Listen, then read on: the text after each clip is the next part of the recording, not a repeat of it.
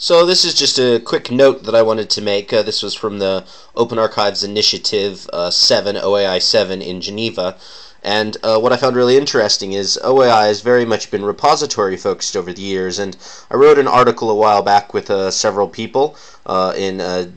DLib magazine, and it was talking about, of course, the Gartner hype curve, which you're all familiar with. And the interesting part of what I thought was the fact that all of a sudden there's a real shift now in repositories towards research data as being primary objects just as much as the research articles themselves. And this is really something as simple as I think that the Gartner hype curve is very much about that kind of area where at the start, at the slope of innovation with, okay, well, we need repositories for research papers.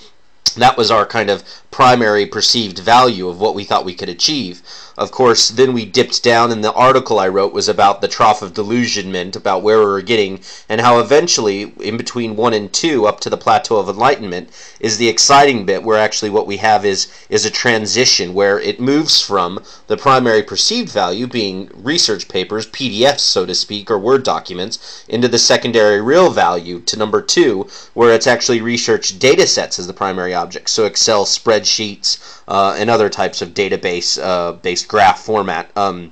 So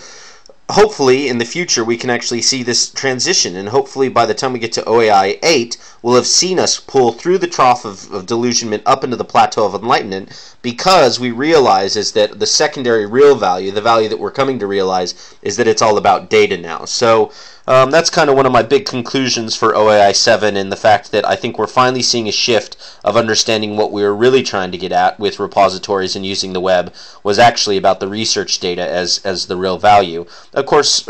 research objects as in PDFs and research papers will still be significant, but I think this is where we come to realize the real sort of value proposition of repositories and what they can offer the overall research sphere. So thanks for listening.